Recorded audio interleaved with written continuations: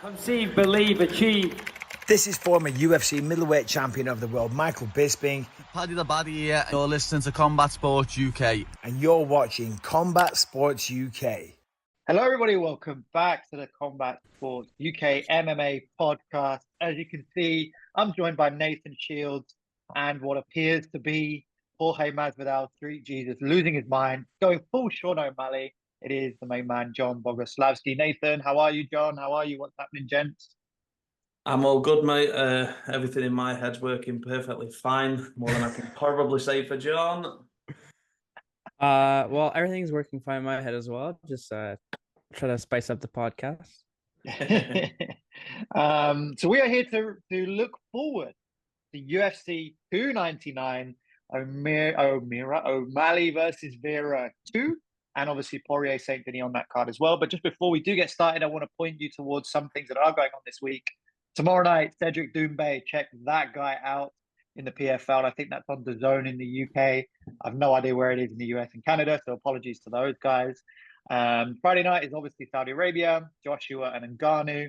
Saturday before UFC is the Glory Heavyweight Grand Prix, which will be super exciting as well. I think that's only about £10 through the Glory website. And then obviously you've got this card that we are here to talk about.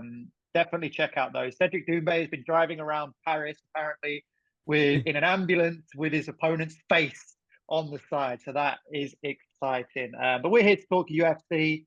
And Jen, how exciting is this card? Obviously, we've had, a couple of duds at the Apex. We've had UFC Mexico, which was amazing. But this is ridiculous, right? Surely this is one of the best cards ever. Yeah. One little caveat from the PFL as well. Jack Grant's going out there to face the Lazy King. Just a quick shout out for him, going out to upset all the plans and upset the party over there. So best of luck to Jack. But yeah, man, the Apex sucks. So we'll just skip straight past that. This is a phenomenal card, an absolutely phenomenal card. I mean, I've just looked. There's still tickets available if you want them. If you want to sell your car and go and get one, then by all means go and do it, because that's what the UFC do. I'm going to sing them lots of praises, but I've just looked at the ticket prices and Jesus Christ, Dana, sort it out, man. It's disgusting. Go on. Drop it. What's the number? Not prices for the fans. It depends. You can have a look wherever. There's still tickets available, but if you need to be looking at four figures, especially stateside, and you're nearly four figures UK prices. So, working man sport, my arse. Anyway, what a fantastic card. Oh yeah, yeah, crazy card. Just like an appetizer for 300. Some people do argue this is a more stacked card. I do believe 300 is a bit more stacked. But this card is still banger after banger after banger. And I remember Taylor, you asked me, or Nathan asked me beginning of the year, like, how do I feel about Apex cards? And I said I don't mind it. I'm starting to mind it. I think Dana got a little bit lazy, and I'm missing UFC shows every week at an arena. Mm-hmm. Question. I think as well. Sorry, go on. On that little discussion there, would we prefer, as it was maybe 4 years ago, maybe before pandemic, where we literally had maybe 2 fight nights on the road of average to okay quality, and then a good pay-per-view, or are we preferring this format of more fights, maybe less on the quality side in, let's say, 7 out of 10 cards in a row, but those 3 out of 10 are absolutely ridiculous. Like, how do we feel about that balance at the moment? Sometimes less is more. And at the minute, I think it has been, the quality of the UFC is being diluted. These cards every week, with all due respect, those fights at the Apex, most of them suck. There's no atmosphere in there. There's no fans. You can see that the fighters don't have that extra little bit that you do in a packed out arena in front of fans. You make it to the very, very top of this game is classed as the UFC, and you're fighting in the Apex in front of a couple hundred people. It's just wrong. I maintain the Apex has its value insofar as keep it for tough, keep it for these are the little Contender things that series. are going off, contender series, etc., etc. Maybe introduce something else as well that you do at the Apex and put it on TV. That's fine. But as far as actual UFC events, Venom, man, not interested. I'd rather have a UFC event every 2 or 3 weeks than have one every week that was at a lesser quality.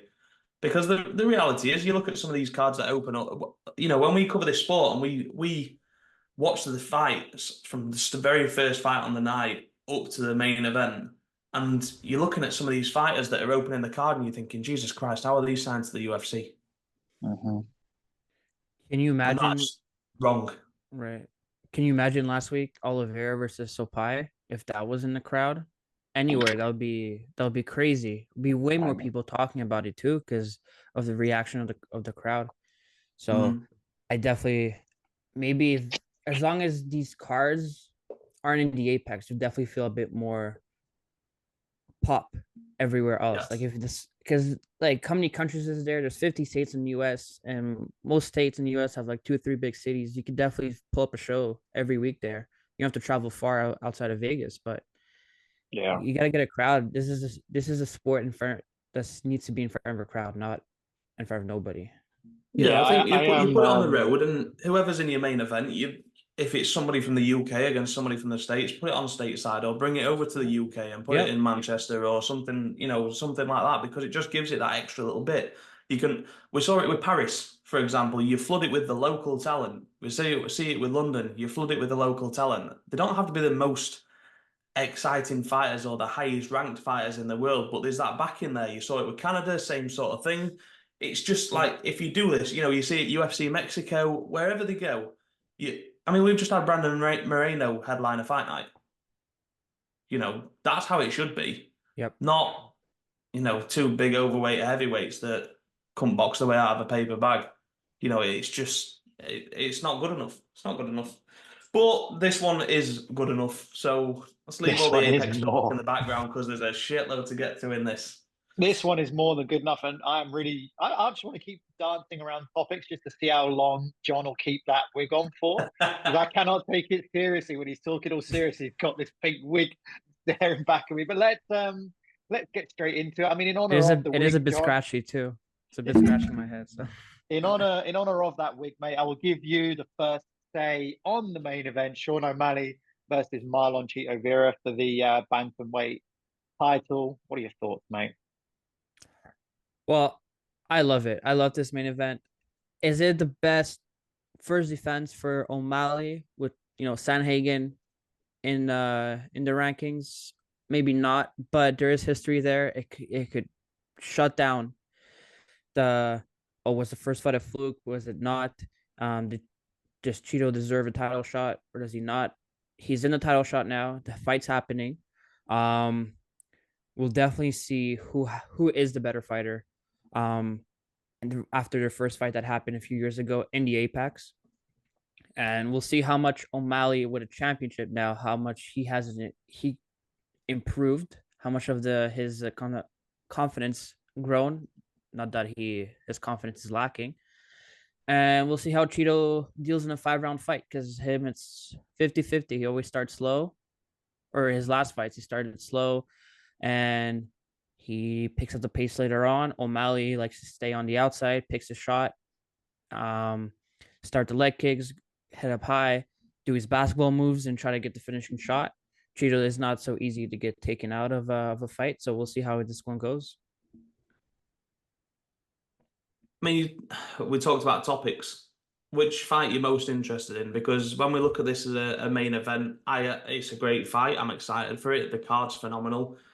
But the card is probably better than the main event, I would argue. And that's no disrespect to these guys, but I don't think Sean O'Malley is necessarily the star that he thinks he is. I think Dustin Poirier, Benoit Saint Denis is a better, more exciting fight than the main event. It's my personal opinion.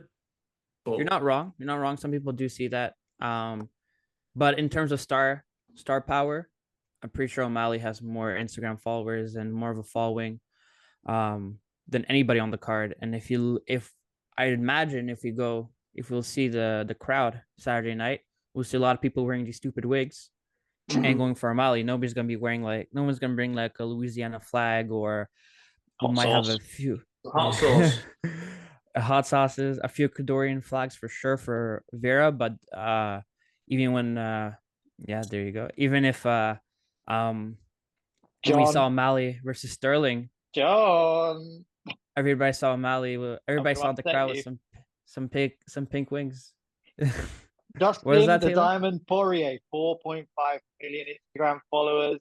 Sugar Sean O'Malley, 3.9 million Instagram And followers. Well, before you came in with the stats, the figures, and the loaded gun, Taylor, I was going to call that out anyway. Only not on the numbers side of it, but who cares about Instagram followers and all this sort of shit? It's not it is relevant, but it's not relevant. Who is the bigger star? I would argue that Dustin Poirier is a bigger star in the UFC than Sean O'Malley is, and I'm going to carry on and say will ever be.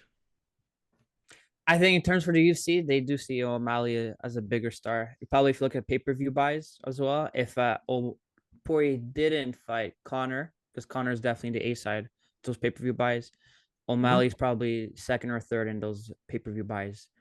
Yeah, I And mean that's what matters for UFC. the UFC holds Sean O'Malley in high stead, and they do think he's a big star. But also, we're talking about Dana White here, and Dana's also a Donald Trump supporter, and he thinks power slaps the greatest things in sliced bread. So when we're talking about, those opinions, let's just side them for just a second. But no, as far as this fight goes, the main event is exciting. I maintain that Chito Vera will beat Sean O'Malley. I'll throw it out there nice and early because I think this will become a dogfight down the line, and I'm not. The last time I saw Sean in a dogfight was against Petr Yan, and I thought he lost that fight. And I think most people would concede that he probably lost that fight. I thought he was brilliant. I'm not knocking Sean. I thought it was one of his best performances, probably. But he got caught out a little bit. And if we're really looking at Sean O'Malley, who has he really beaten that has tested him in any kind of way? Now, there's two sides to this, because if you look at Aljo last time out, I was saying, Aljo's maybe the GOAT of the bantamweight division. He's got the wins, as far as numbers at least, anyway. But stylistically, Aljo could have been a nightmare for Sean, but likewise, Sean was a nightmare for Aljo. It was that grappler versus striker, and that's how it played out, and Sean caught him cold. But also, we're talking about an Aljamain Sterling that was forced in essence to take this fight sooner than he would have liked. He claimed that he had an injury and he was trying to come back to it. We all know that he was struggling to make the weight as well. Go back from that, and you're looking at I think it was that the Petr Yan fight. Was that the second to last one? O'Malley, yeah. So the Petr Yan split decision win, which wasn't a win for me. I felt he lost that fight. Then you had the fight with Pedro Munoz, who was also on this card, which, okay, Sean won. We know what happened there, but wasn't looking fantastic in that fight. And then we drop in, we're looking at Paiva, we're looking at Matinho, we're looking at Almeida. And then if you go back to the last real fighter that he fought with, the name was Chito Vera. And I actually watched the fight again this week in preparation for this, really, and for the fights this weekend. And Sean starts well. There's no doubt that obviously the leg injury causes the problems, and that's why the fight ends up. And you could say that it was from some shots that Chito landed, some of those leg kicks, but you can't say that for a definite. Sometimes these freak injuries just happen. But I thought even before the legs started becoming a problem for Sean, I thought Chito was starting to warm up. And as John said, he's right. Chito Vera is an exceptionally slow starter. And I've heard him talk on Bisping's podcast. I've heard him talk in interviews with Helwani and everybody else. And he always says, I don't know why. I don't know why I start slow. I just do. It's just, I try and sort it out, but I just seem to start that way. But a lot of the fights we're talking about are 3-rounders. And I think the fourth and fifth round for me are going to be when Chito Vera comes to life. And I think he really puts the pressure on Sean O'Malley in a way that I don't think anybody ever has. And you hope he puts the pressure on O'Malley because you want to see him tested. Yeah. Yeah, because I've got nothing against Sean. I actually think he's a great fighter. I think he's a great personality. This isn't a sort of shitting on Sean O'Malley. I like Sean, but I think the only times he's been tested really are the one against Chito Vera, which he lost. Okay, the injury, and then the fight with Petr Yan, which I thought he lost. So for me, Sean's walking around. He's got the belt. He's the next big star, but he hasn't really proven himself as a champion to me yet. And that might seem harsh, but when you bring in the factors like I said about Aljo, coming back sooner than he wanted and probably should have moved up, and was struggling at the weight. I'm not sold on Sean O'Malley. That's the honesty of it. I think talent-wise, he's definitely got it. I'm just not sold on whether he's really in the top echelon of these fighters. I thought the Petr Yan that beat Sean O'Malley was not the Petr Yan that held the belt. It was a much, much lesser version of Petr Yan. And the version of Petr Yan that won the belt, I think he smashes Sean O'Malley to bits. Well, I would argue the Petr Yan we saw with O'Malley was still kind of the one we saw against when he won the belt, because he just lost to Sterling. Officially lost to Sterling in that rematch. And he did look good against O'Malley. And it was obviously a huge step because O'Malley at the time was ranked 13, I believe, and Yan was number 1 or number 2. And it was a big jump, which obviously UFC wanted to get O'Malley a fast track to the belt. But O'Malley did what he had to do anyways. He was undefeated until he fought Chito Vera, got his fights back again, fought Yan, and like you said, whether you like it or not, he did beat the champion, and people are starting to consider Sterling as one of the greatest bantamweights. Even if he was struggling making weight or not, maybe he was a bit too lazy to make 135, was hurting him too much. He did knock him out, and he finished Sterling, which Yan couldn't do, Cejudo couldn't do, Sanhagen couldn't do. So if you look at the rise, I think it's warranted. I do agree with you that he hasn't proven he has a champion yet, but that's why he has a defense of the title right now. You beat the champion, you're a champion now. But once you defend the belt, that will solidify, like, okay, you're legit champion in the division, and see who else is coming up, who you can defeat, because you have a cluster with Merab in there, who deserves a title shot, who's weighing as a backup, by the way. Yeah, everybody wants to see him versus Sanhagen. Stylistically will look amazing.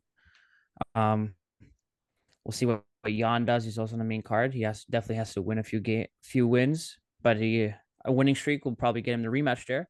The Yan and O'Malley fight, I watched it live. I did think Yan did enough to win. I have to rewatch that fight definitely, but what matters is the judges that night, and the 2 judges saw O'Malley win. So that's how we got here. Yeah, in terms of Vera, he has to start faster, because he saw it, and like you mentioned in the first fight, O'Malley was getting the leg kicks in. He did look like he was starting nicer. Vera has to pick up the pace early on, and hopefully what he did in round 5 versus Sanhagen comes a bit earlier versus O'Malley, and he needs to, and he definitely knows that.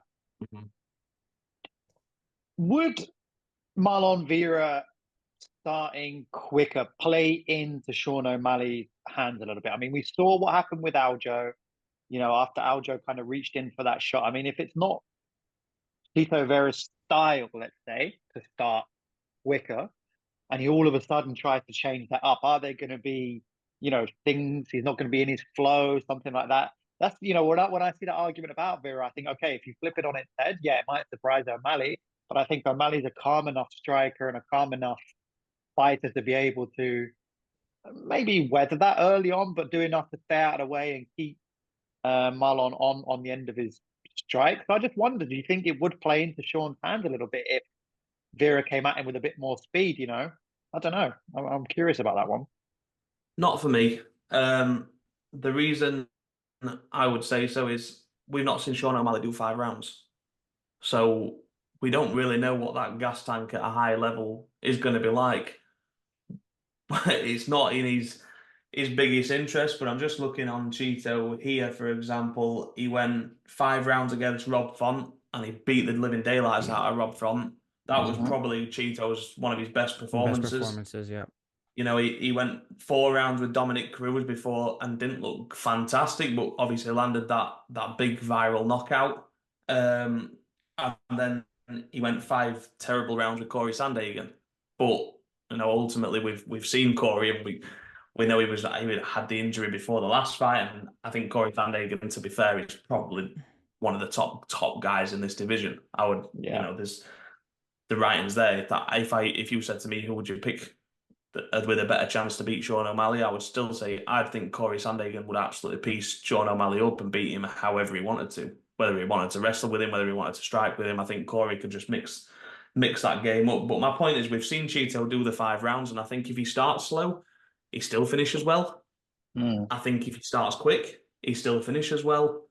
Now, the only thing I would throw as a caveat to this is you'll have seen Aljo's comments about Cheeto not necessarily having the best camp.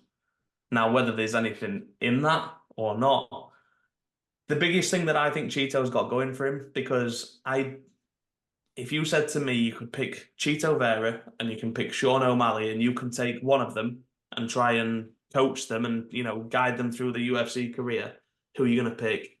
I would pick Sean O'Malley, because I think Sean O'Malley has all the talent in the world to get there.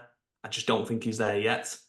Cheeto, on the other hand, is an absolute dog, and he will go for Sean O'Malley every second. That, you know, if he loses this title, in my opinion, it's because Sean O'Malley knocks him out. I don't think it goes 5 rounds. I don't think Cheeto lets it go 5 rounds if he's losing the fight. I really don't. He just something about Cheeto Vera to me says he will put everything on the line to beat Sean O'Malley. He's just that guy. I don't think he's the most talented, but he's absolutely the dog in this fight. I agree with you. However, I do see this going 5 rounds, but we'll see O'Malley going through a lot. I think Cheeto's gonna bring out the dog out of O'Malley, and O'Malley is gonna bring the dog out of Cheeto. I think both men hate each other. We just haven't seen O'Malley tested as much, right? We have seen against Peter Yan how it was a 3-round fight. You know, when Yan was hitting, especially I believe in that second round or third round, Yan landed a big shot on O'Malley. O'Malley threw it right back and seemed like Yan got hurt right away. So the only reason we're saying that, I believe, is because we haven't seen O'Malley hurt that badly inside the cage yet. So we don't know what he will do. So that's just that mysterious aspect of it. Well, I mean, just on that, just to jump in, John, he got clipped a couple of times against Petr Yan, and I thought he showed a great chin. I thought he showed that he got the heart. But again, it was 3 hard rounds, and I think Cheeto Vera brings him 5 of the hardest rounds he's ever had in his life on Saturday night. If Cheeto starts strong. I hope, as long as Cheeto... 4 of the strongest rounds. As long as... Back to like Taylor's question, so like Cheeto has to start strong. If Cheeto doesn't start strong, that's 1 round loss, 2 round might be lost right away, and you're playing catch up at that point. And you know O'Malley's a sniper; he will definitely land on Cheeto. So I'm just worried about the Cheeto's part on that aspect, starting strong. But I feel like the hate will bring out a stronger start for Cheeto. In terms of what you said about Sterling, whether or not that is true, you know, Sterling isn't still, he wasn't bantamweight. He does have connections, he does hair stuff. This fight was announced in 2023, right? Announced right before New Year's. He set up the first 3 pay-per-views. So it is a long camp. It could be drenched. You have to plan the camp accordingly with the weight cut. Make sure you're not overtrained. So we'll see how there's only one way to see it, is when both men step inside the cage.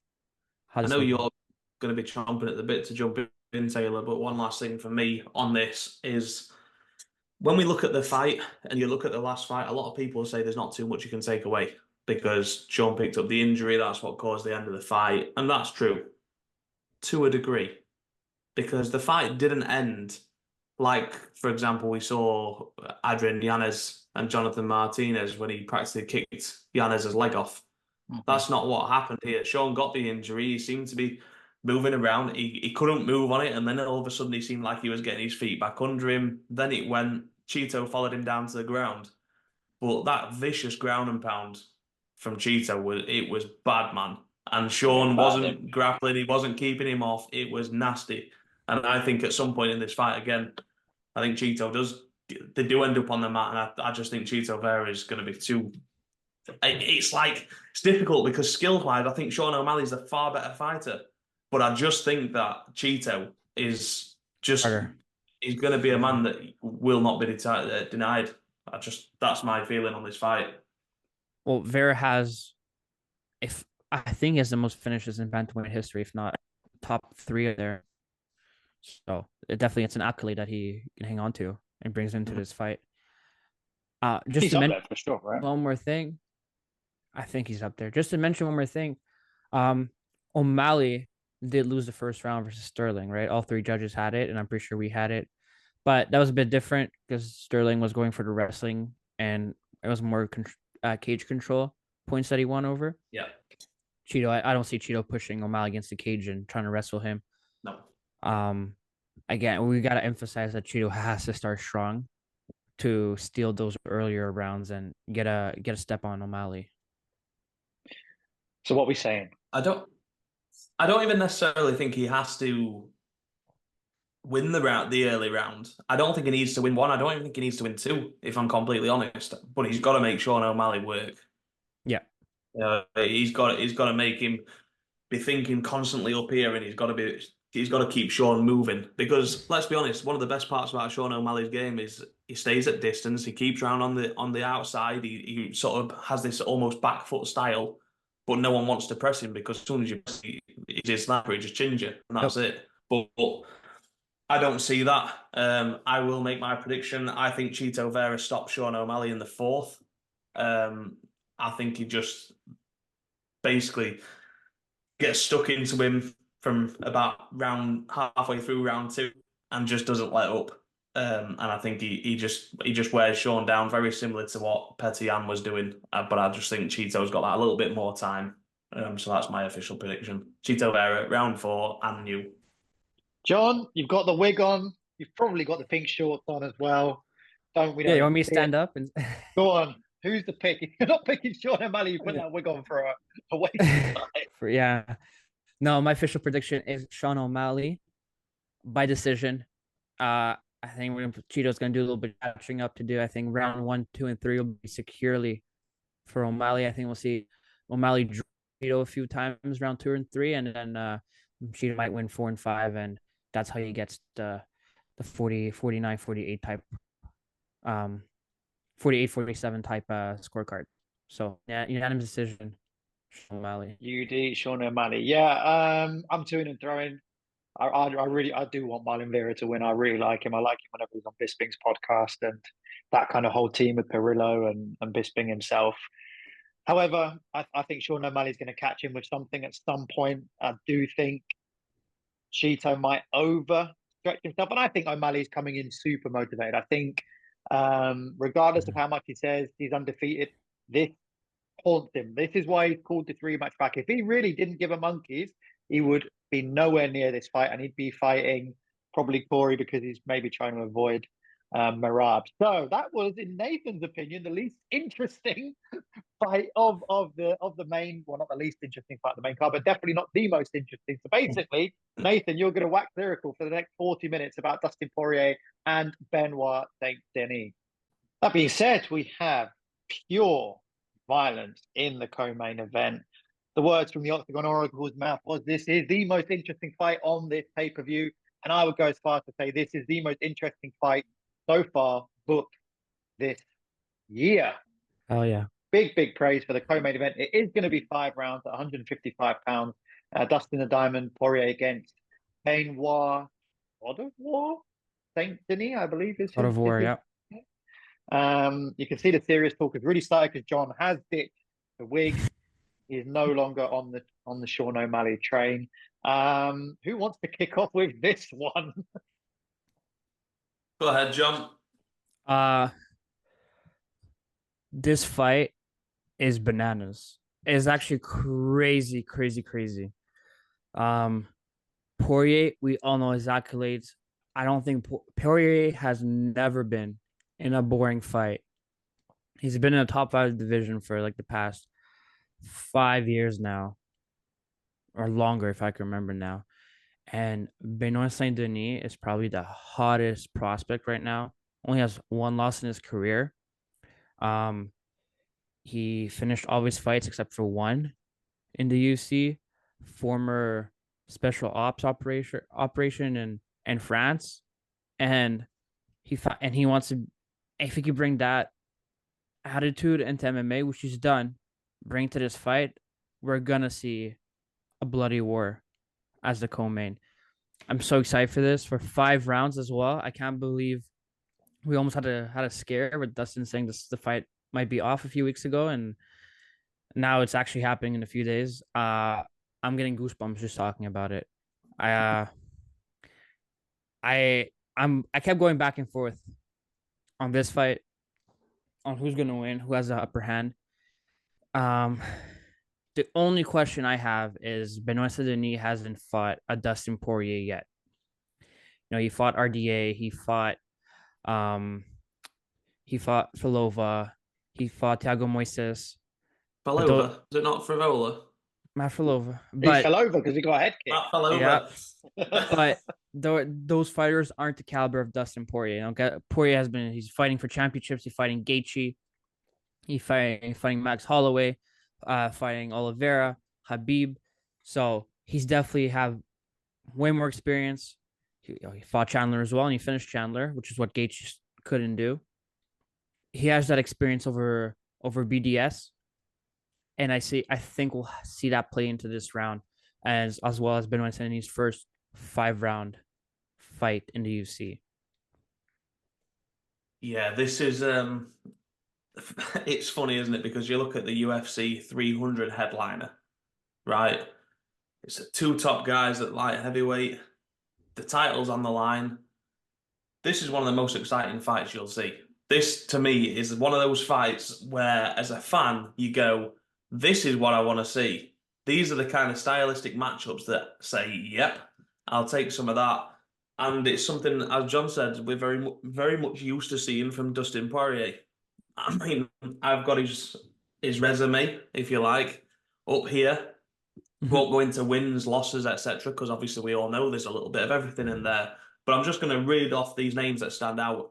Holloway, Swanson, Brandao, McGregor. Then we've got Bobby Green, Michael Johnson, Jim Miller. And then I believe this is the next 12 fights of Dustin Poirier's career. We go Pettis, Gaethje, Alvarez, Holloway, Habib, Hooker, McGregor, Oliveira, Chandler, Gaethje. If that isn't the absolute BMF, and obviously Justin Gaethje holds that title, rightfully so. But I'm not going to get into a whole Hall of Fame speech here, but Dustin Poirier is one of the most exciting fighters of this era, without a shadow of doubt. And you mentioned those names there, and you look at the losses and you go, okay. And I've seen people even this week in the build-up talking about, well, Dustin can be a bit susceptible to submissions and what. Hang on a minute, what, you basing that off him getting submitted by Habib and Charles Oliveira? Come on, man, get out of here. Who of those guys not submitted? Do you know what I mean? Or yep. Beaten within. We're talking about 2 top guys here, and that being said, I think that Benoit Saint Denis is an extreme talent, and I do think we'll see him right up at the top echelons of this division. The most exciting, like I just talked about the light heavies there. With all due respect, the very top guys, skill-wise, in the light heavyweight division, can't even get a look in at the top 15 at lightweight. It's just the skill factor in this weight class is just insane. The one that I'm a bit like you, John. I've gone back and forth. The one that stands out to me for this is Benoit Saint Denis, Thiago Moises. I watched that fight. He folded Moises eventually. But he got hit. he got into a serious fight, and it was an exciting fight. It was a great fight, actually. And with all due respect, you can't do that with Dustin Poirier. Oh yeah.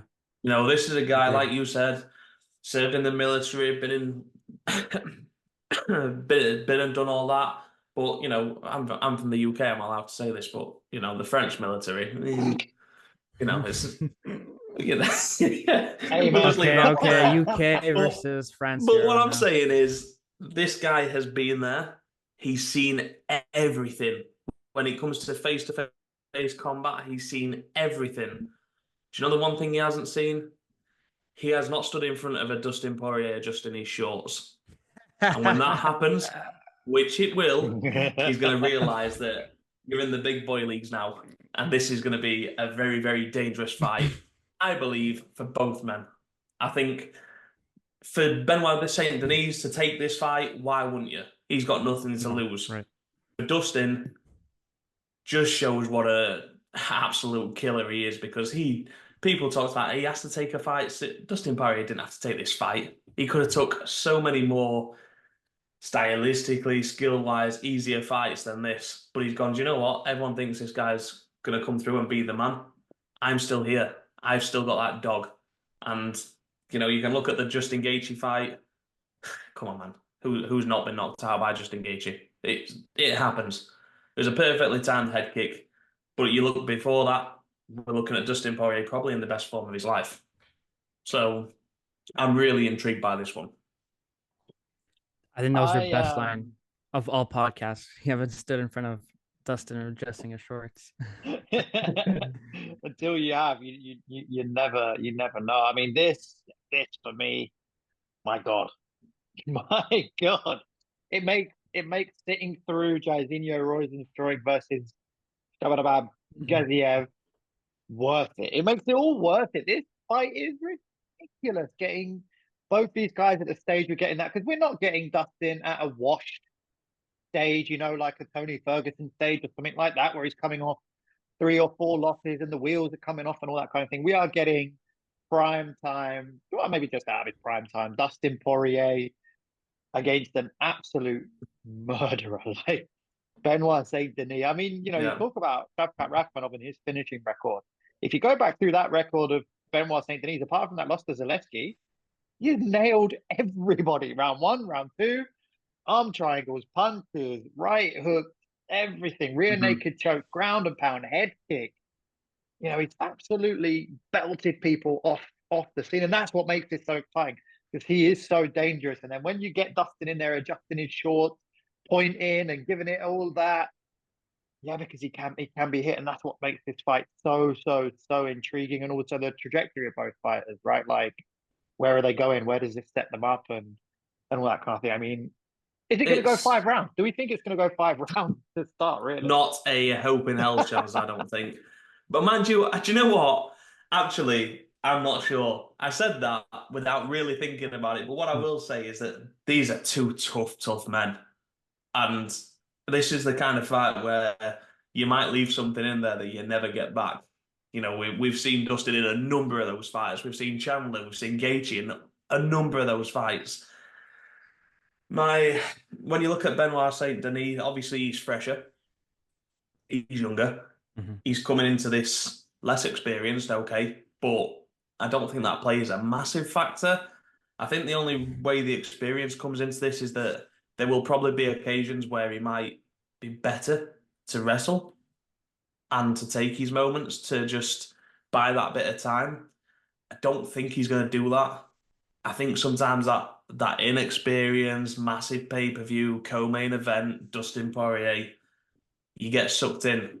We've seen Dan Hooker get sucked in. We've seen Michael Chandler get sucked in. These guys all get sucked into a fight, and you do not want to get sucked into a toe-to-toe fight with Dustin Poirier, because he can be hit, he can be hurt, but he just doesn't go anywhere. And it's like when we were talking about, you were talking about Benoit Saint Denis then, Taylor, and the people he stopped first round, second round, X, Y, and Z, submissions, knockouts. Dustin Poirier's record says 29 wins, 8 defeats.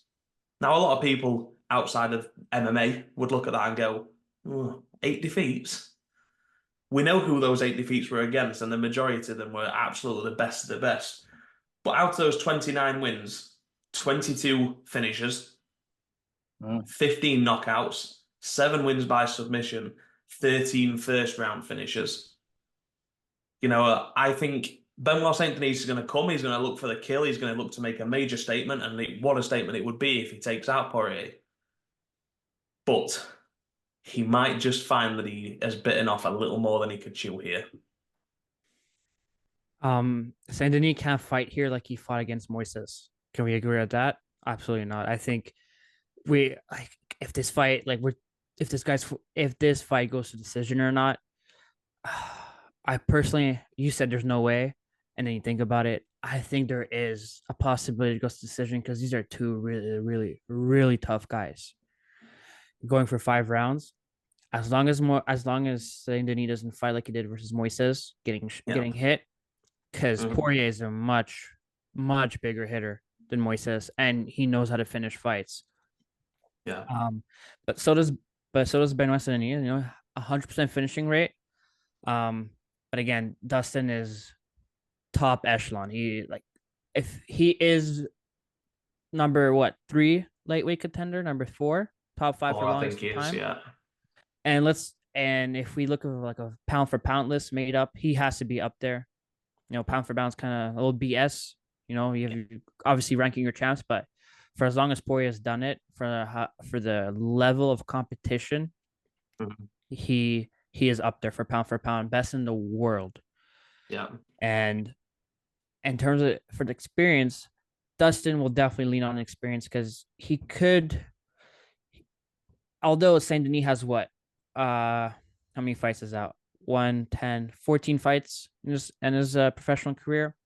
Poirier has 30 or more, and he'll definitely lean back on experience to see. I've seen this type of fighters. I've seen these moments happen before to me.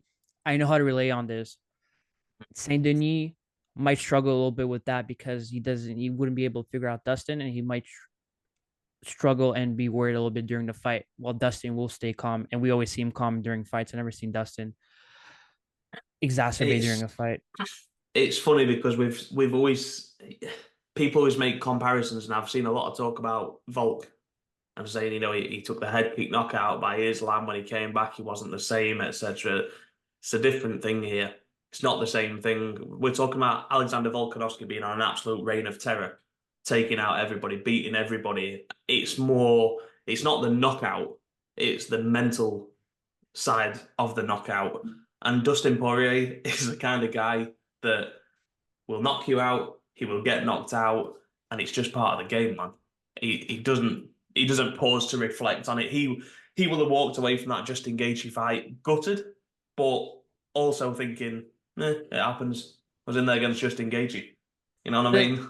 Then you see Dustin got knocked out by Conor one time ago, and what happened after? He got 4 finishes in a row after, 4 or 5, and then got the title shot.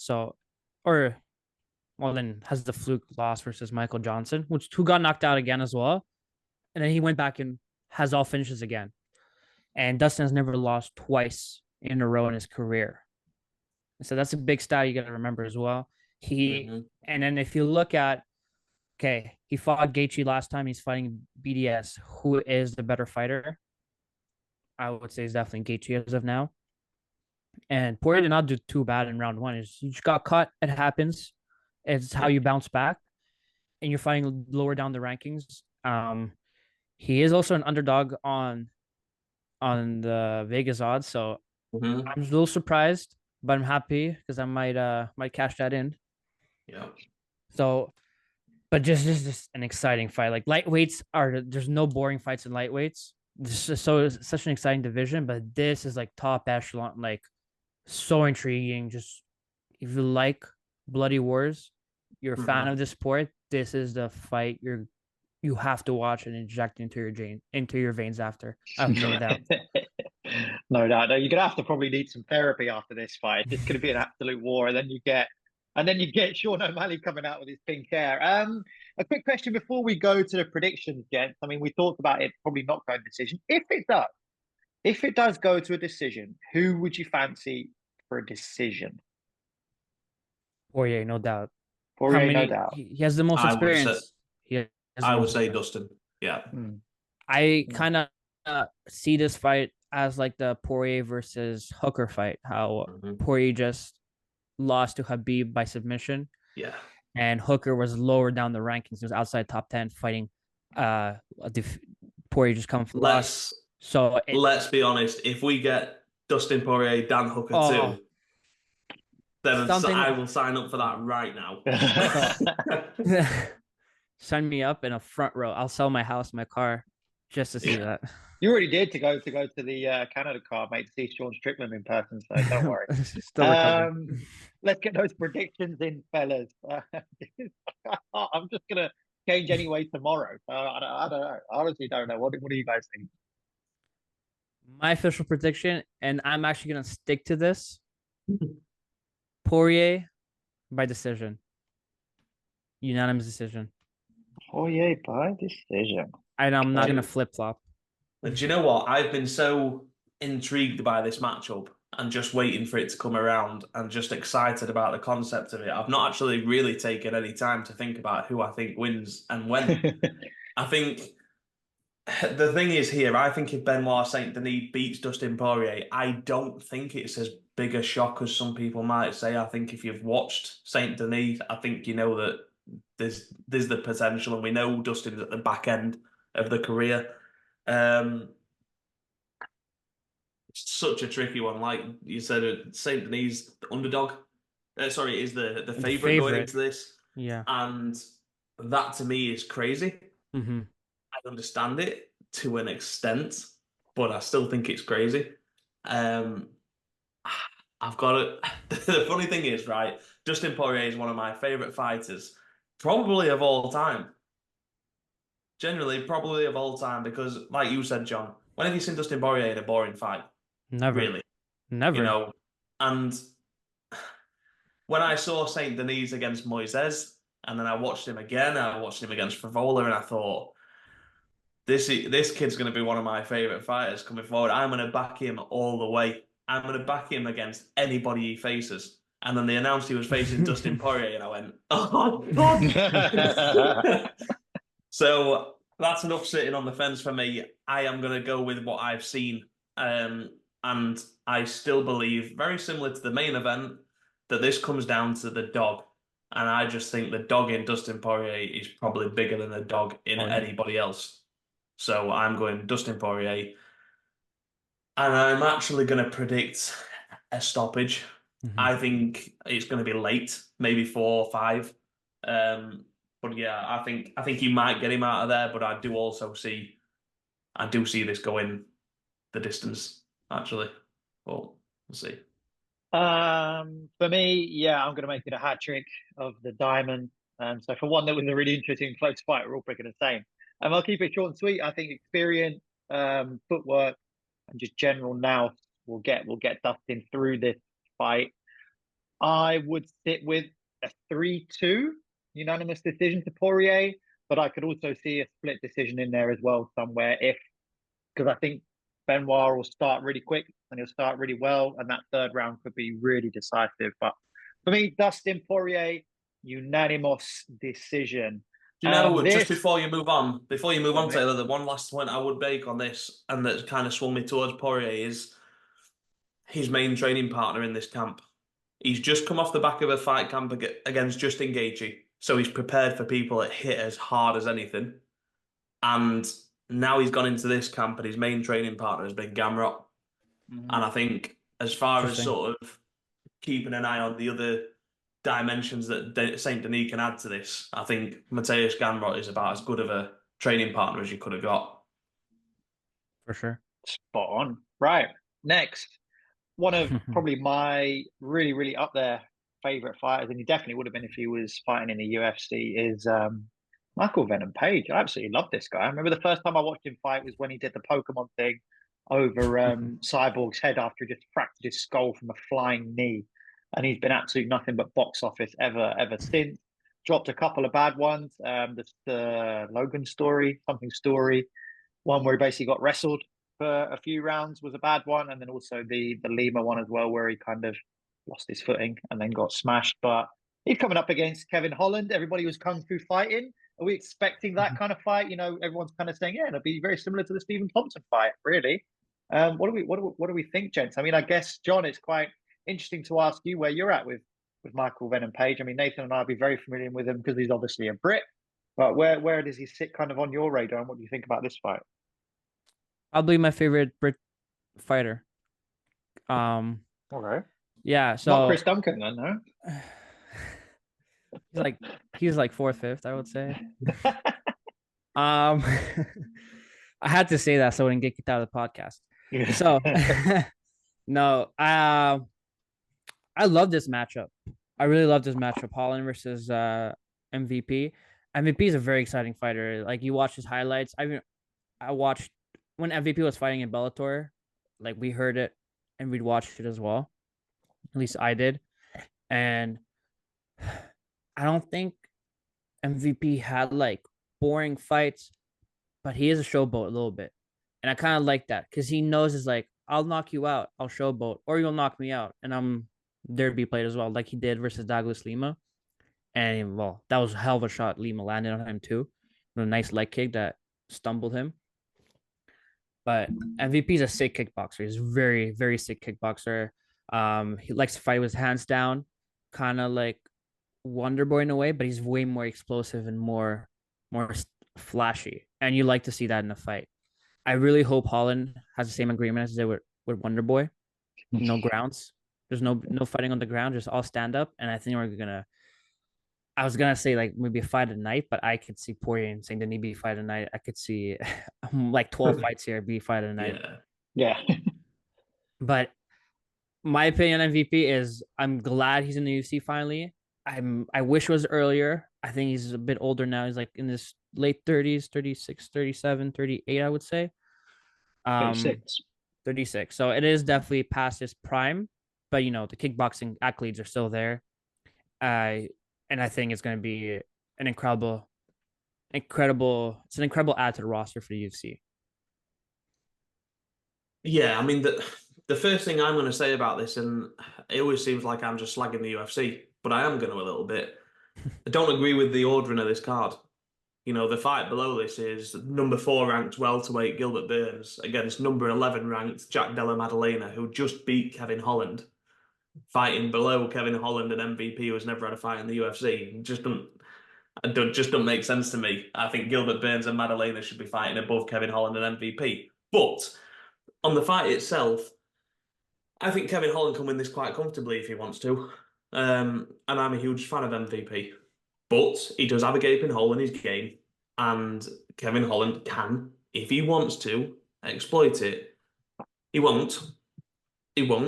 This is a stand-up battle between two very cocky, very fun, very likable guys who will want to absolutely deliver. Now, MVP is going to come and do everything that he does. Kevin Holland is going to stand and give it his all as well. The only thing that worries me a little bit about this is I was so excited for Kevin Holland versus JDM. And that was an absolute snooze fest of a fight. Yeah. So I'm hoping off the back of that, Kevin Holland is going to step it up. Like you mentioned, the Wonder Boy fight there. I think that's what it needs to be. The only thing I would say is, I think if he does that, he loses this fight. I think MVP is a much more accurate, a much sharper kickboxer. And I think he wins this fight on the feet. I don't think he finishes Kevin Holland. I think this goes to a points decision, but I'm going MVP points. MVP by points. Okay, interesting. I think the question to ask is about both of them really that I find really curious is what's their ceiling, right? What is, I mean, we've seen Kevin Holland in there with some of the best. Michael Page, you'd imagine it's got to be a bit of a fast track. I can't recall, but I feel like there's something about a 3-fight deal or a 4-fight deal, maybe even. So he's in there for a good time, not a long time. You know, what do we think his ceiling is? Is it going to be that, okay, he wins this, Stephen Thompson title shot, because obviously that it would be a smart one to make from the British interest. Where do we sit with that, gent? And also Well, Kevin Holland, if you want to throw him in there as well. So he's fighting Kevin Holland, right? It was ranked 13. And I think MVP beats Kevin Holland. I've just said that. Neil Magny's 12. I think he beats Magny. JDM is 11. I don't think he beats JDM. Some people might disagree, but I don't think he beats JDM. Luke is at 10. Luke can be clipped, but Luke can also be stylistically a horrible matchup for him. So that's an intriguing one. He beats Jeff Neal. I think he probably beats Wonderboy at this stage, but that's only because Stephen Thompson is at the end. I think the prime Wonderboy beats a prime MVP, to be perfectly honest. Sean Brady, obviously Sean Brady can be clipped, but Sean Brady has his strengths are MVP's weaknesses. Yep. So you never know stylistically how that matches up. I'd probably favour MVP to get Sean Brady out of there. But, when we look at Ian Gary, the Ian Gary fight is a phenomenal fight. Yeah, pull that's that fun. together. That is an extremely exciting fight. Colby Covington's not worth talking about. Gilbert Burns is obviously on this card. Gilbert Burns is a problem for everybody. I don't think he beats Shavkat. I think he would beat Bilal Muhammad. Don't think he beats Kamaru Usman, and I don't think he beats Leon Edwards. Okay. So, as far as the ceiling goes, I think MVP is going to be mid-rankings, and I think it's just stylistically who you match him with, because there's fights you can match him where he's going to get beat. And it's MMA at the end of the day. It's not a kickboxing organization. So yeah. I think it's just stylistically, like I said, he will come to a point where he will have a fight that is boring and he loses. Yeah, John, would you agree? Anything different on that take? Yeah, I think both their ceiling are pretty much the same. Mid rankings, you have to put them in fun fights, and it's definitely, this feels like it's for MVP. UFC's gonna try to fast track him to the belt. If he beats Holland, I personally could see him how he's gonna jump Bilal in the queue and fight Leon Edwards right away. Could you imagine? You never know what you see. Chandler was one fight, beat Hooker, although it was first round finish. Fought for the belt in his very next fight. So welterweight is a bit more stacked up though. There's a little cute happening as well. So, but MVP could definitely, beat Holland, beat all the other guys you said. He could go in a fun fight. I think him and Wonderboy would be an extremely fun fight. Wonderboy's ranked a bit higher, right? Inside the top 10.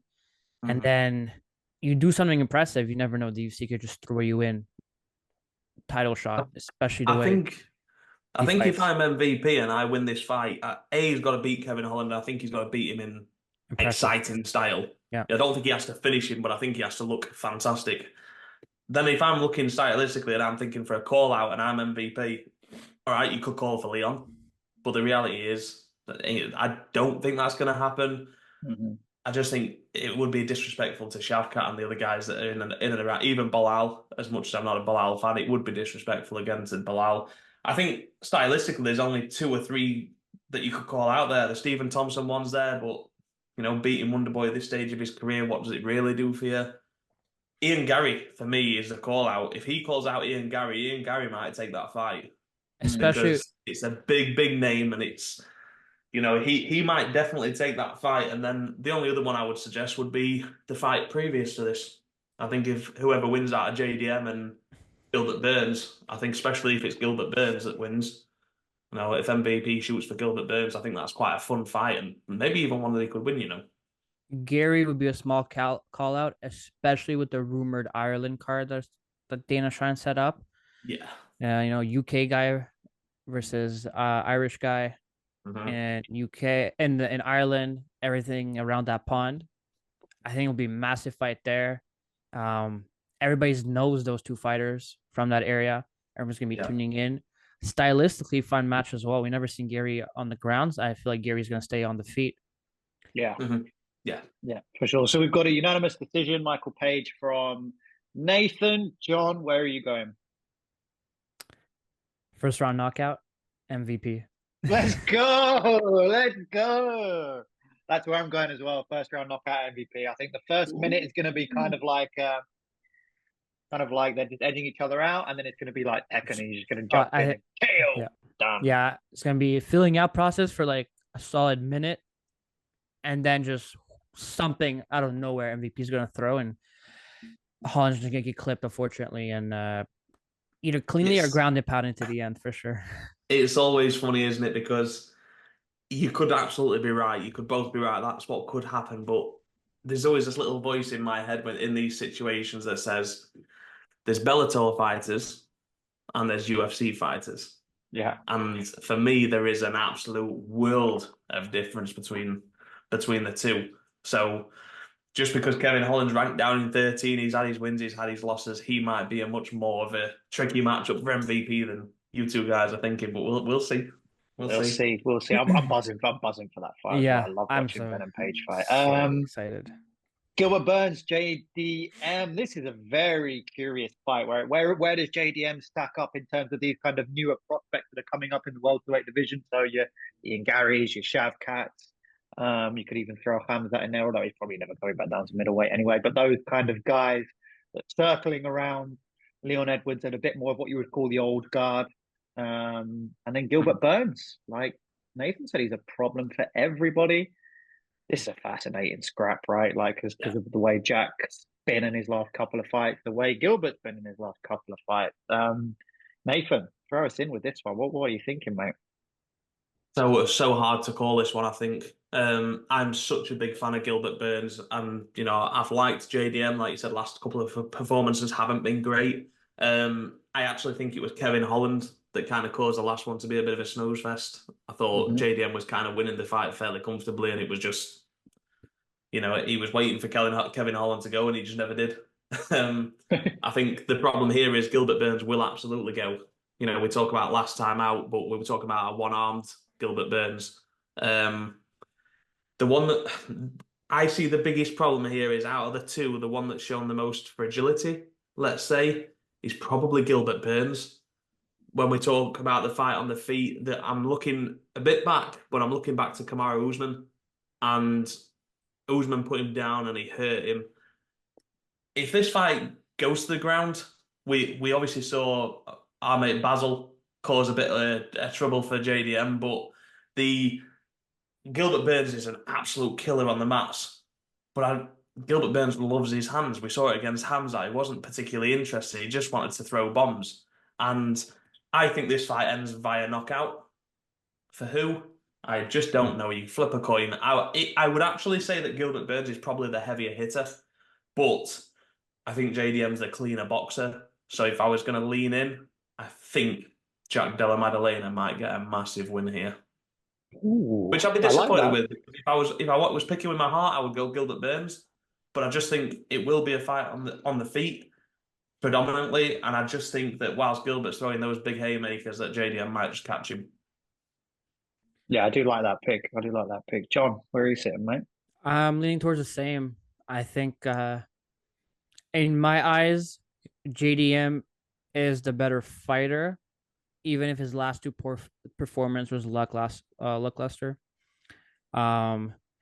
What you said, Basil, I think JDM had was low IQ fighting for him there, because he was just going for the guillotine every time. Like, he had him hurt. Just finish him off. On the feet. You have incredible hands. Like, look what you did with Randy Brown. You caught him. You went down and you submitted him. I guess that's what you're trying to copy, but you could also ground and pound and finish. Kevin Holland, I do agree. It was more of like the Holland side. He was making it a boring fight just because he's, I don't know how to say, just making it the basics. He's like, I won't let you do your thing, but JDM is so good defensively as well that he won't let Holland explode on him as well. So saying that, I do think JDM is a better fighter. I think we'll see the best version of JDM so far. The question is Burns, how he hasn't fought since the loss to Bilal with one arm. He had shoulder surgery and elbow surgery, I believe. So you see how he recovers from that. He's also 10 years older than JDM. I believe there's a stat that usually the younger fighter, if there's like a 5-year difference, not only 10, wins like 80% of the fights. You guys can fact check me. But I Yeah. do think JDM has a bigger advantage of this. The only way I could see Burns have the bigger advantage is jiu-jitsu, because we know he has a third-degree black belt, multiple-time world champion. But JDM is not too bad on the ground either. Not the level of Burns, but JDM has to bring. He has to do something impressive, because people are forgot about him with with Shavkat coming up and Ian Gary coming up. You want to blow the roof off the place, especially with Gary's last performance. You want to be like, okay, remember me now? I'm right behind Gary. I can be the top contender in welterweight division. Yeah. Gilbert Burns plus 100 underdog. Oof. Right, John. That's really close. John, Yeah. official pick, mate. What are you going? JDM, TKO.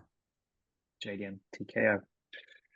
I'm going to jump on that as well. I do have a niggling feeling in my mind that Gilbert Burns might show a bit of well-roundedness, but I do think that could just be the first round. And I think Gilbert's been through too much, man. I think it's got to catch up to you at some point, and this could well be the fight that does it. Jack is tough as nails, and he really that flick boxing. I really like the point that Nathan made about that. The boxing, I think, his ability to get in and out and not take too much of Burns' damage will just be the difference. I'm not confident that he's going to finish him. I think he'll continue his kind of decision streak, but I don't think it'll be a split. I think it'll be a unanimous decision. So the final fight on the main card, is it a comeback for big Petr Yan, or is Yadong finally going to get his moment and break out of this kind of gatekeeper status that he's kind of been caught in? So Nathan, talk to me about Yadong, mate. Well, as in this situation, it's bantamweight.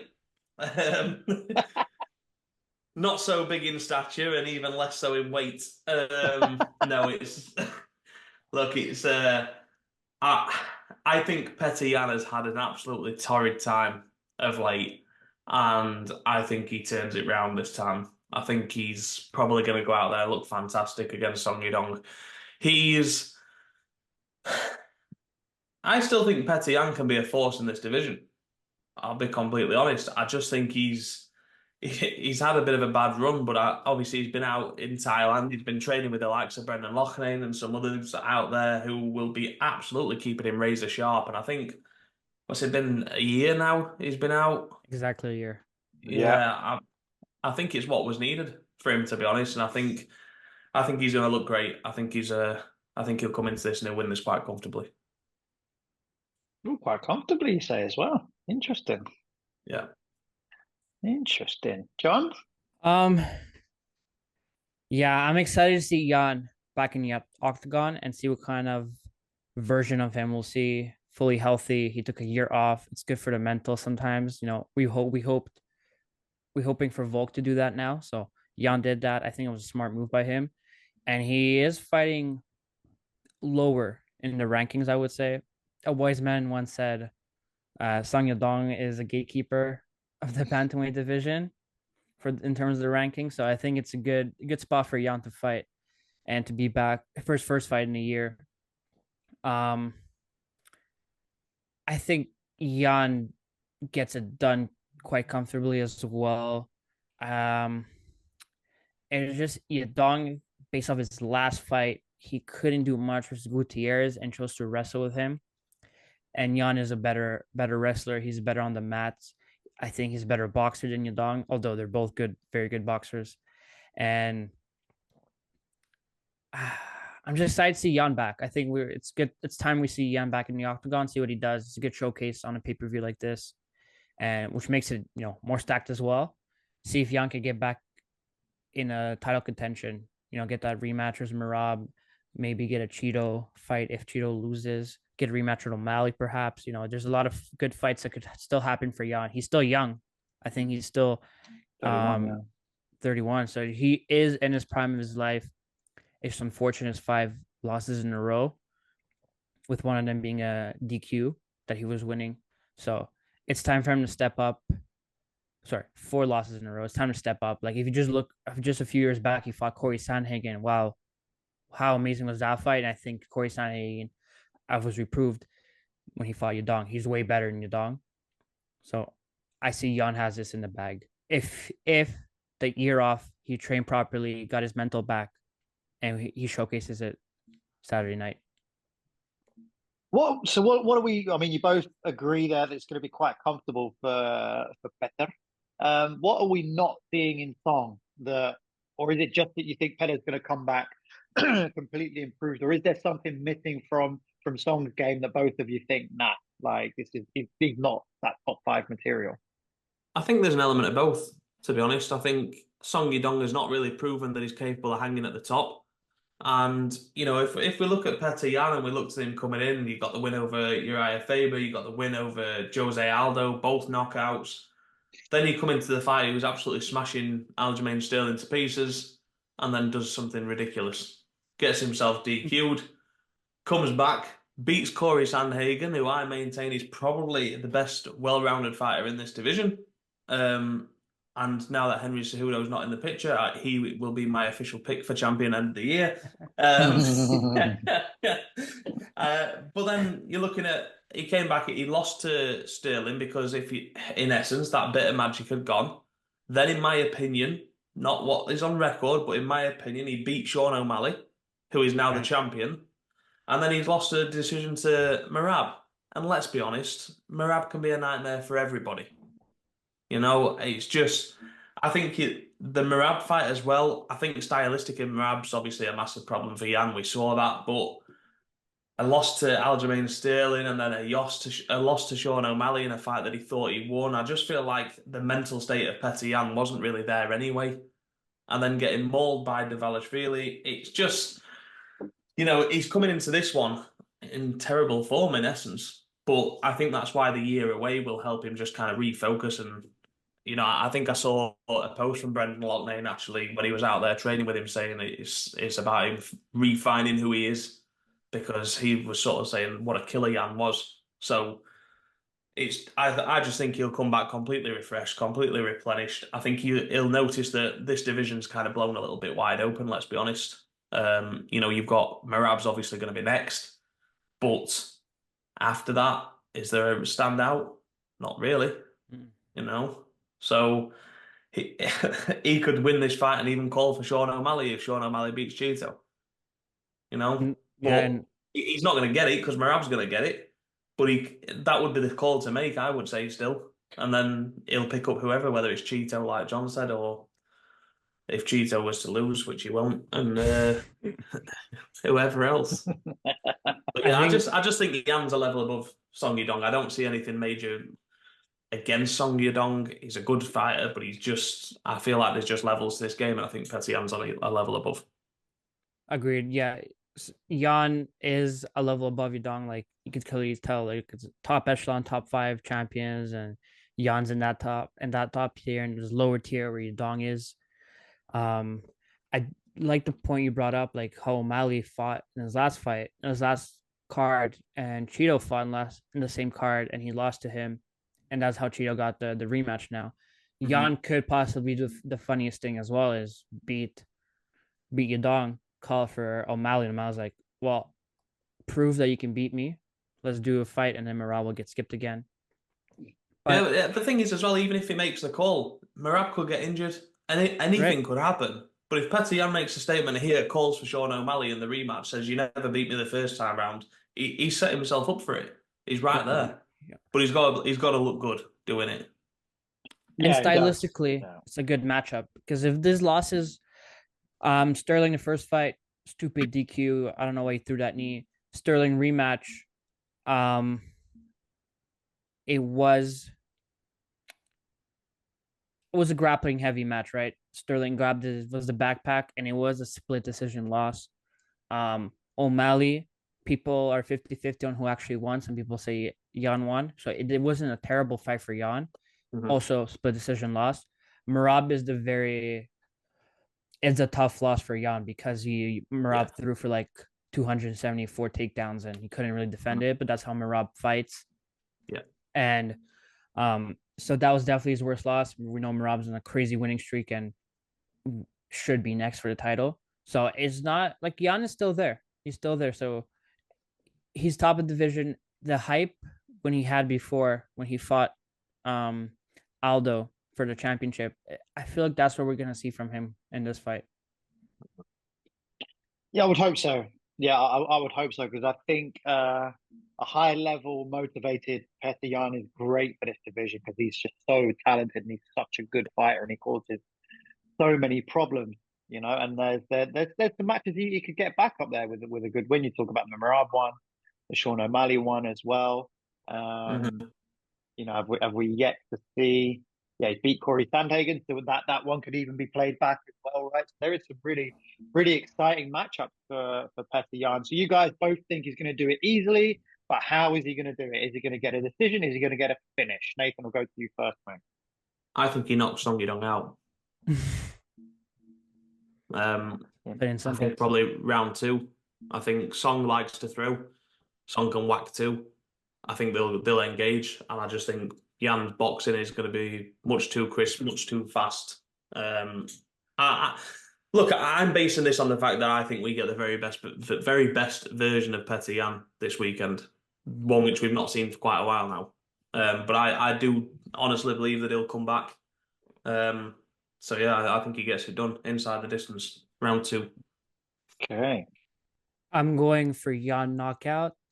However, round 3, I think we'll see classic Yan playing with his food, round 1, round 2, and just get the ref stoppage in round 3. Just no more. Just the ref will come in and like no more blows for Yadong. No more blows for Yadong. You had to get the last one in there. That's a good one.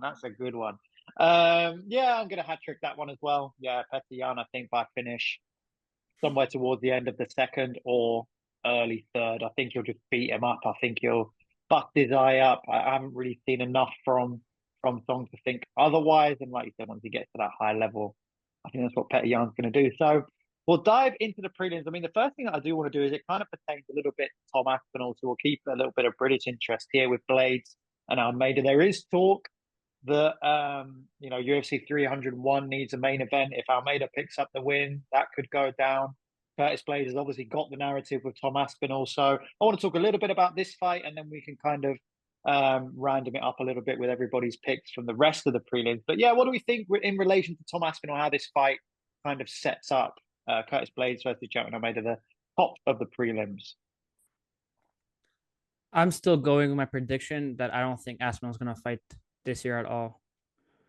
I just think it's stupid to defend your interim belt, even if it's against Blades or Almeida. Like, revenge your loss, a fluke loss by injury against Blades or up and coming Almeida. So I don't see why. I know Aspinall wants to fight, but I wouldn't take that risk. You're already the interim champion. You don't know if Stipe or Jones are still gonna fight. I think wait out, see if they actually will fight this year. If not, you are the interim. You are entitled to that to unify that belt. So I would not see the winner of this fight Aspinall at all. Nathan, what do you reckon, mate? You go for a second, mate. I'm just nosing at something. On topic. He's on topic. I'm not having my dinner or anything. It's on topic.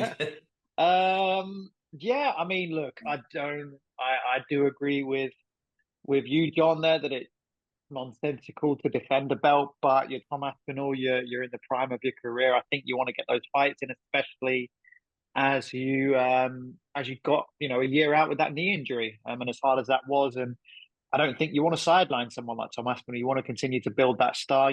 If he wasn't the interim champ, would he be having a fight booked? Yes, absolutely. So you almost kind of, as bad as it is, you do have to kind of throw that belt out the window a little bit and just look at it as the number one contender, Tom Aspinall.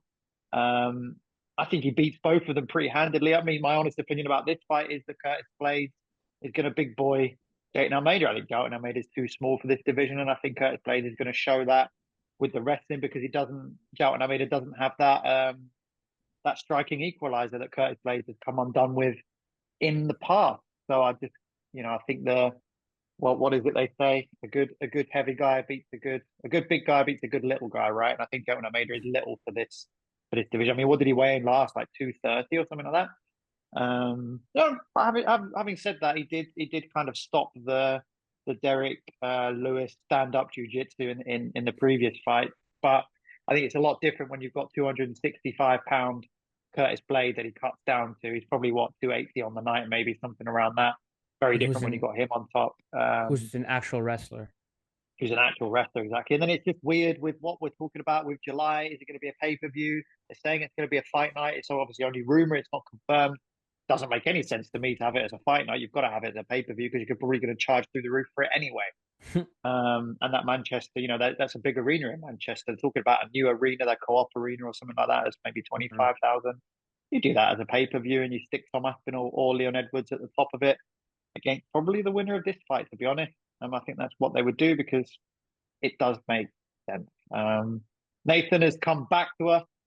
I'm curious about what he's going to come out with.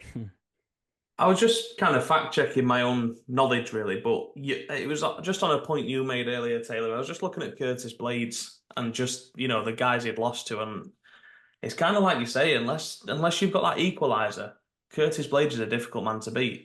You look at the losses on there, you're looking Francis, you're looking Pavlovich, you're looking at the big hitters of the division. And I wasn't impressed by Jailton Almeida last time out whatsoever. And I know I wasn't on my own with that. He, all right, won every minute of every round, but you've got to be making more of a statement, and I don't like somebody that fights scared. And I felt like that's what he was doing in there with Derek Lewis because he was just taking the easiest path. He didn't want to put himself at risk. And look, it's Derek Lewis, man. Stay out of his way. But if you want to prove yourself as being a top contender in this division, that's not the way you do it. You don't go out and beat somebody in. You look at Tom Aspinall who goes out and knocks out Sergey Pavlovich. That's the comparison you're making if you're looking at these guys. Tom went toe-to-toe with the biggest hitter after Ngannou left in that division and knocked him out. Didn't back away from him and end up chinning him. That's how you make a statement and say you're the guy. Yep. For Almeida didn't do that with Lewis. I wasn't expecting him to stand toe-to-toe and knock him out, but he didn't even get the submission win.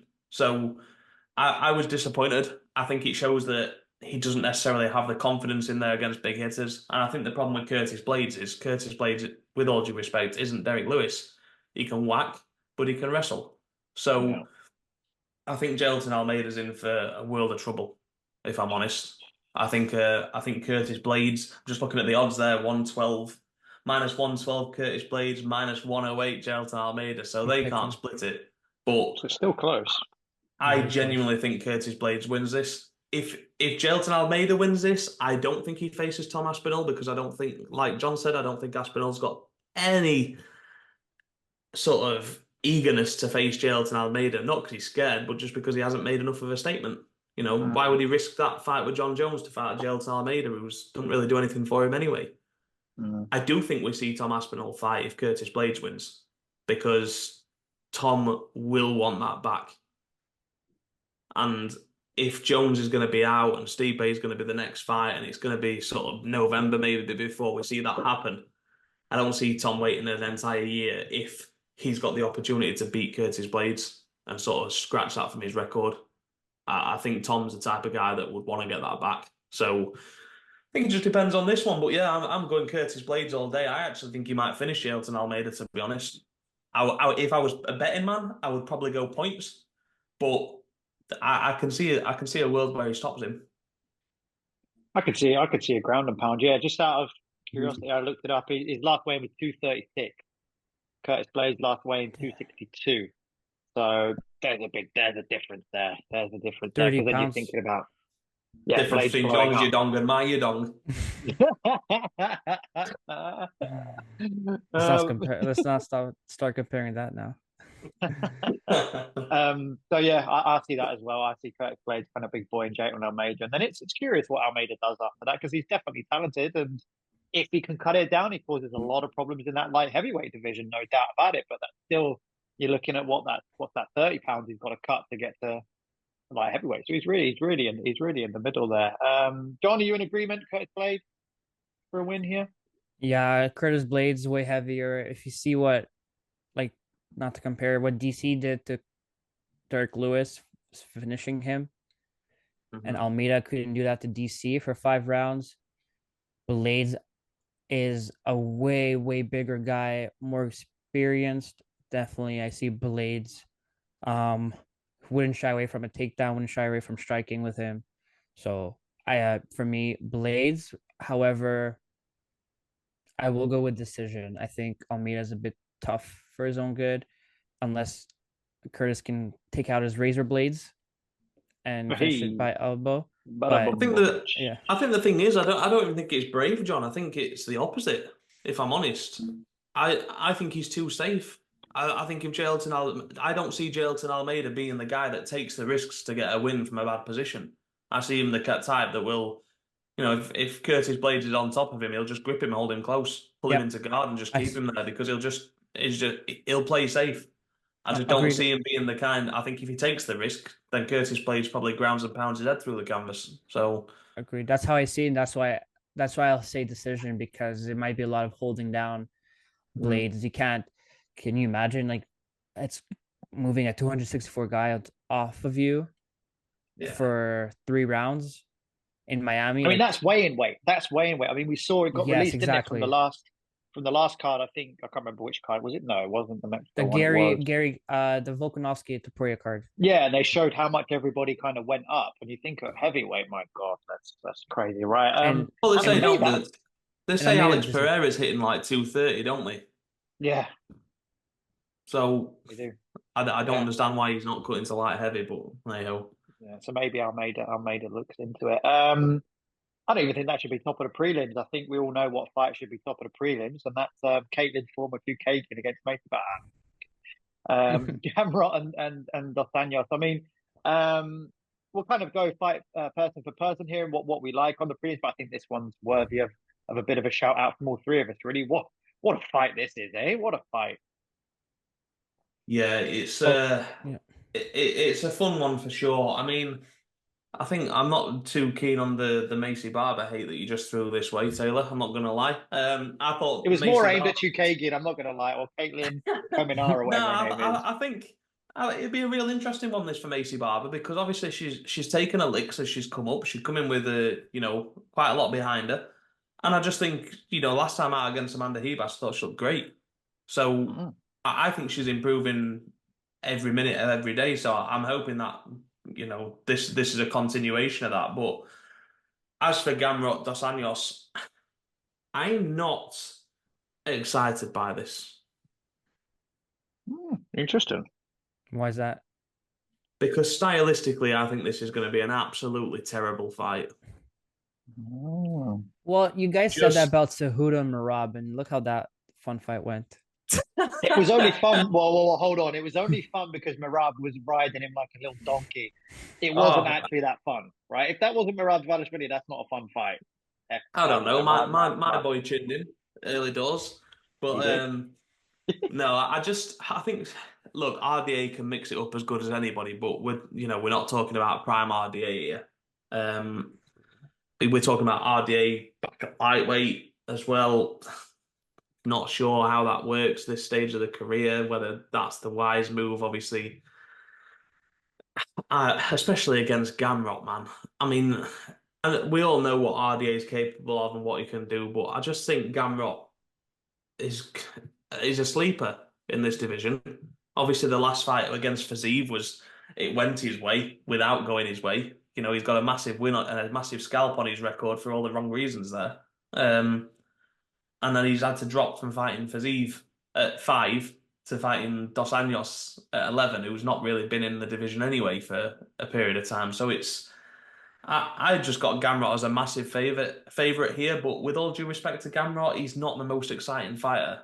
He can have moments. Obviously, the Sarukian fight was the standout one, but I just don't think these two gel well together at all.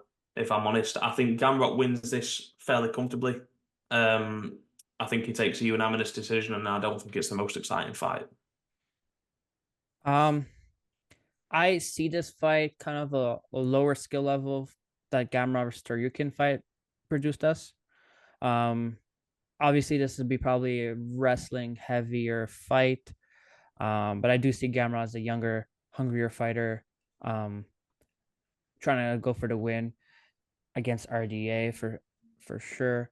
But there, you did say earlier Gamrot's training with Poirier, so it could iron sharpens iron. So we could see Gamrot a level above. He won against Fiziev, but Fiziev got injured and he was getting lit up in that first round. And against Benil Dariush, he was just going for the takedowns every second. Dariush was not having it. So RDA is older. He is at the tail end of his career. I could see it as this layup for Gamrot.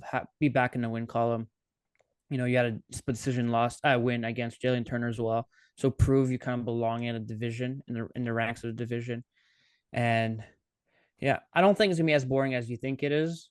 I think it's gonna be a high IQ fight, a lot of scrambles, a lot of wrestling, maybe a few submission attempts, and who knows, maybe they could crack on the feet as well. But I think it's gonna be a much more entertaining fight than you give credit.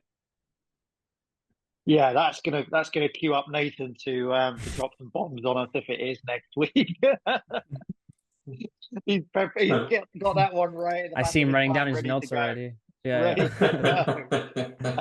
Right, Nathan, I'll throw it back to you for your kind of pick of the prelims. What do you like? I know there's a certain Cuban on there that I think John will want to talk about, but what do you like on there, mate, Nathan? Yeah, look, I mean, I'm excited and concerned for Josh Parisian, obviously. That's got chaos written all over it. But I suppose if I was picking one, I think I was struggling here because there's two on there that kind of excite me a little bit. I think the Felipe Lins and Ion Cutelaba fight's got, that could be quite an interesting one. But if I had to pick one, I think Michel Pereira at middleweight is potentially going to be a bit of a problem. The guy's massive. He looked amazing last time out and chinned my mate Andre Petrosky. He's in there with Ollie Sejchuk this time round. The bookies haven't got a massive amount in it because, Ollie Sejchuk can cause these upsets. But, I think Michel Pereira is probably going to be a serious problem at middleweight. So I'm looking forward to him to see whether he can kind of keep that momentum going and pick another massive knockout. Yeah. Nice to see him turn around quite quickly as well. He's had a lot of cancelled bouts and everything like that. Last time we fought was October. Sorry, John, go ahead, mate. No, I was gonna pick up on the point that I think middleweight, it's a good weight class for him. Doesn't have to cut as much weight because it's still a big difference, 15 pounds from 170 to 185. And we know Pereira, Michel Pereira likes to be flashy in the octagon, do some, even more flashy, do like some flips, some gymnastics in there. So it's really like a stylistic matchup. Is fun. It's like Olejniczak could crack some people. So it depends if he catches him mid flip and tries to knock him out. So this is like a little fun fight in the prelims. So I could see mostly going stand up, and I feel like it's gonna go Michel Pereira's way, with just for more activity in the octagon. In terms of my picks, yes, that Cuban guy, Robelis Despain, Despain, I don't know how to say his name, but he will bring the pain in the octagon. Wow, I'm on fire today, guys. I will give you guys over under 30 seconds in the first round. And I will not take it. You will? Sorry? I won't take it. He's going to absolutely smash Josh Parisian to pieces.